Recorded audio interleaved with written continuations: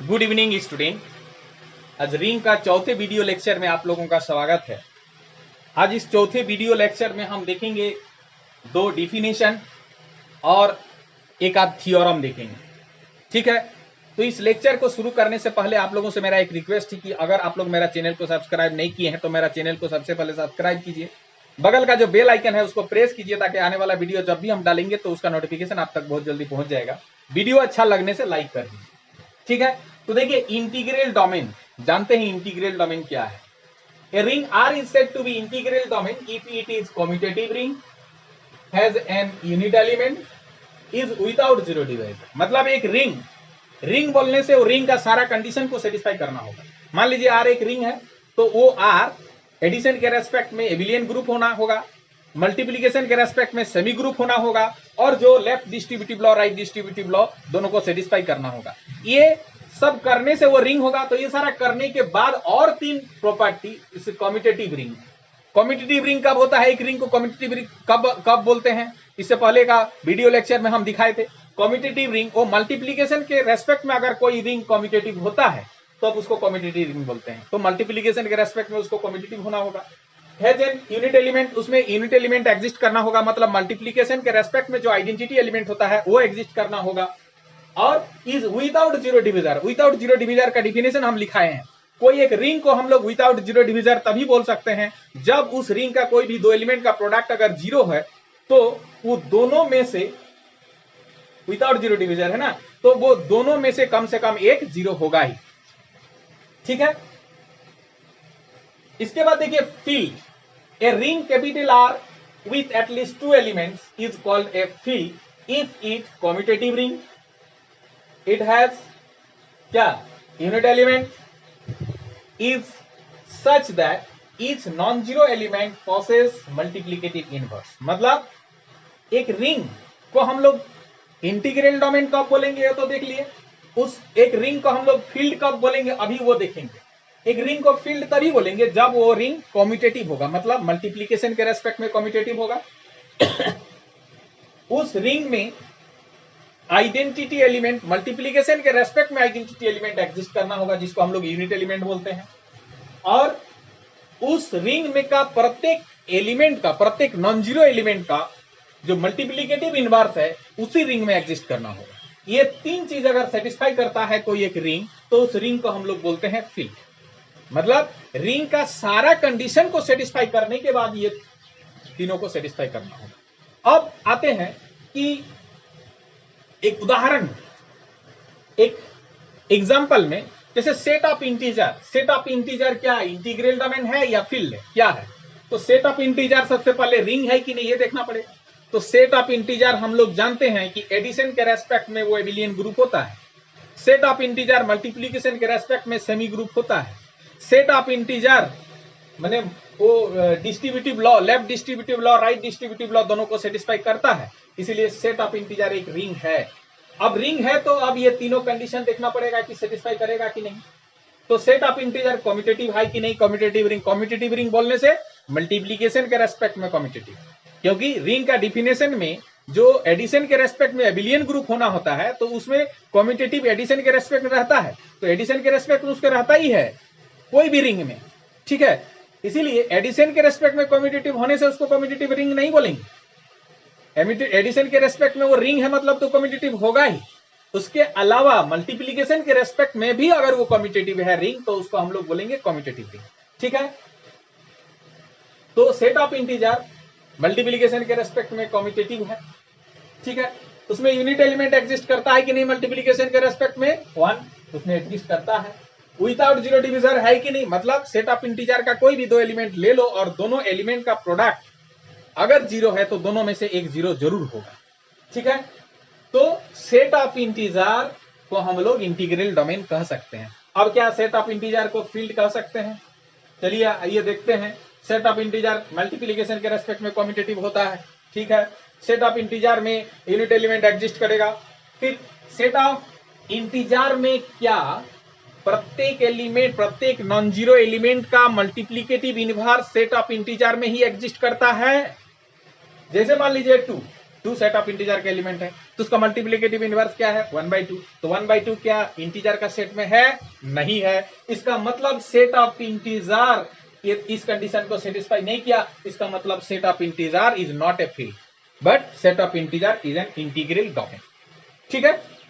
अब एक थ्योरम देखिए, a ring capital R is without zero divisor if and only if cancellation laws hold.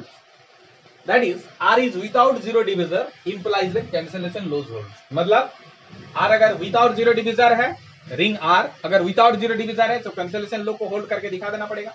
और एक बार cancellation लो को होल्ड कर रहा है ये हमको एज्यूम करके हमको दिखाना पड़ेगा कि R विदाउट जीरो डिविजर है। तो इसका प्रूफ हम लोग को मान लेना पड़ेगा। लेट अस suppose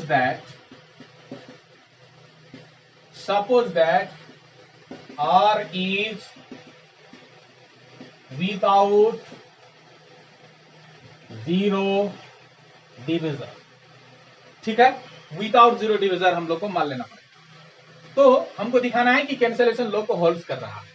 तो लेट ए बी सी तीन एलिमेंट है R का, सच दैट ये कैसा एलिमेंट है ना, A is not equal to zero and AB is equal to AC। तो ऐसा क्यों माने? बोलिएगा इस सर ऐसा काहे माने आप? हम इसीलिए माने, तभी तो ए कैंसिलेशन लो से ए कैंसिल करके दिखाना पड़ेगा ना, बी इक्वल टू सी दिखाना पड़ेगा। और ए कैंसिल तभी होता है जब वो नॉन जीरो एलिमेंट होता है, इसीलिए ए को हम नॉन जीरो मान लिए और ए बी इक्वल टू ए सी मान लिए। अभी अगर हम दिखा दिए कि बी इक्वल टू सी, इसका मतलब है क्या? इसका मतलब वो कैंसिलेशन लो को होल्ड करेगा। तो now A B minus A C, sorry A B is equal to A C implies that, हम लोग इसको बोल सकते हैं A B minus A C is equal to zero. A B is equal to A C मतलब A B minus A C is equal to zero. अब ये तो रिंग है, कैपिटल आर रिंग है और रिंग का ही ए बी सी एलिमेंट है, मतलब वो डिस्ट्रीब्यूटिव लॉ को भी सेटिस्फाई करेगा। या फिर properties of elementary properties of ring में जो हम लोग किए थे, तो क्या किए थे, a B minus c is equal to zero, elementary properties of ring में। ठीक है, देखिएगा। तो अब क्या, ये दो एलिमेंट का प्रोडक्ट जीरो है, तो और रिंग क्या है, विदाउट जीरो डिविजर है। ठीक है, रिंग विदाउट जीरो डिविजर है और विदाउट जीरो डिविजर वाला रिंग का दो एलिमेंट का प्रोडक्ट जीरो है। इसका मतलब विदाउट जीरो डिविजर का डेफिनेशन के आधार पर क्या हो जाएगा, this implies either a is equal to zero और b minus c is equal to, है ना।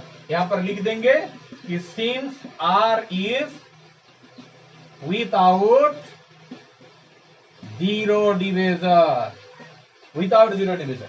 ठीक है, बट हमको जो दिया है, हम जो सपोज किए हैं वो a is not equal to zero किए हैं। सो अगर a जीरो नहीं है तो निश्चित दोनों में से कोई एक जीरो होना होगा, लेकिन a जीरो नहीं है तो निश्चित रूप से क्या, so b minus c is equal to zero. b minus c is equal to zero implies that b is equal to c। इसका मतलब है कि a b is equal to a c लिए, thus हम लोग लिए थे a B is equal to A c और हम लोग को मिला क्या, मिला बी माइनस सी। ठीक है, सो cancellation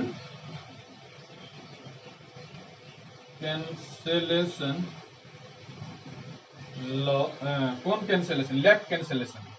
so left cancellation law holds. Similarly,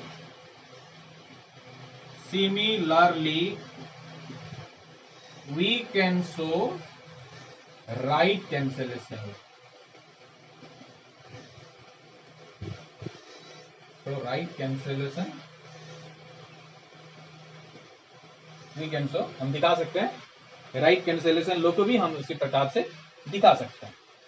ठीक है, तो हम सपोज किए थे आर विदाउट जीरो डिविजर और लेफ्ट कैंसिलेशन राइट कैंसिलेशन दोनों को सेटिस्फाई कर रहा है। therefore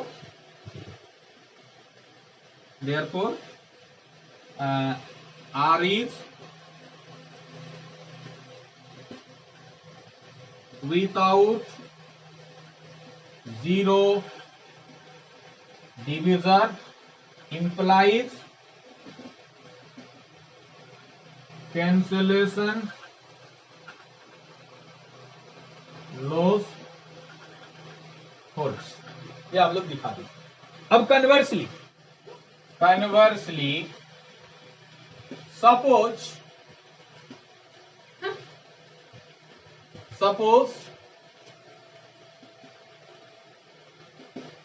cancellation loss holds in R। Suppose cancellation loss holds in R, cancellation loss R में होल्ड कर रखा है, ठीक है। लेट हम लोग मान लिए, क्या मान लिए, a B is equal to 0, मतलब a into b is equal to 0।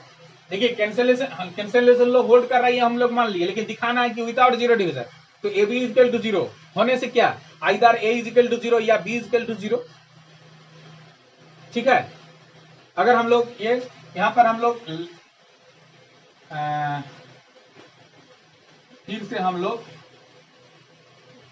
Suppose करते हैं, suppose a B is equal to 0 है ना, जिसमें से ए भी 0 नहीं है एंड बी भी 0 नहीं है। इस प्रकार से हम लोग सपोज किया। पहला सपोज कैंसिलेशन लो को होल्ड कर रहा है, suppose a B is equal to 0, जिसमें ए 0 नहीं बी 0 नहीं। अब हमको दिखाना है कि ये विदाउट जीरो डिवाइजर है, मतलब ए बी 0 है ना, या एक कंट्राडिक्शन अगर हम दिखा पाएंगे, यहाँ पर एक कंट्राडिक्शन, ये जो माने हैं सपोज किए हैं, इस सपोज के साथ अगर हम एक कॉन्ट्राडिक्शन दिखा पाएंगे, तो इसका मतलब ए बी 0 मानने से ये चीज सही नहीं होगा, मतलब दोनों में से कम एक 0 जरूर हो, ठीक है। तो now A B is equal to 0 ये हम लोग सपोज किए हैं, तो a B is equal to 0 मतलब A B is equal to ये जो 0 है, 0 के जगह ए 0 लिख सकते हैं। एलिमेंट्री प्रॉपर्टीज ऑफ रिंग में देखिए ए 0 इक्वल टू 0 होता है। अब क्या ना ए बी, अच्छा अब इसमें तो कैंसिलेशन लो होल्ड कर रहा है, सपोज कैंसिलेशन लो होल्ड बोल रहा है, मतलब क्या हो गया, बी इज इक्वल टू 0, ठीक है। यहां पर लिख दीजिएगा, चूंकि a 0 is equal to 0 by cancellation law, cancellation law से ए कैंसिल हो गया, बी इज इक्वल टू 0 हो गया। तो जो हम सपोज किए थे उसी के साथ कॉन्ट्राडिक्शन हो रहा है, thus we get a contradiction,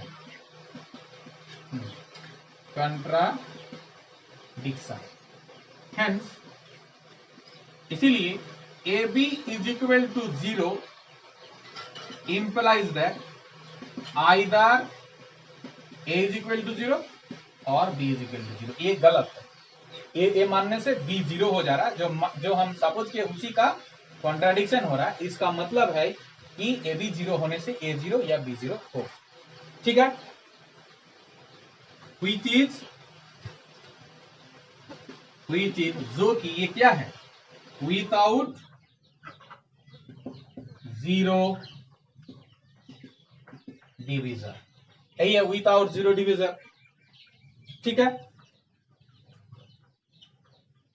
तो हम लोग कैंसिलेशन लो को होल्ड इन आर हम लोग मान चुके हैं, और हम दिखा दिए कि वो विदाउट जीरो डिवीजन को सेटिस्फाई कर रहा है, हेंस द थियरम,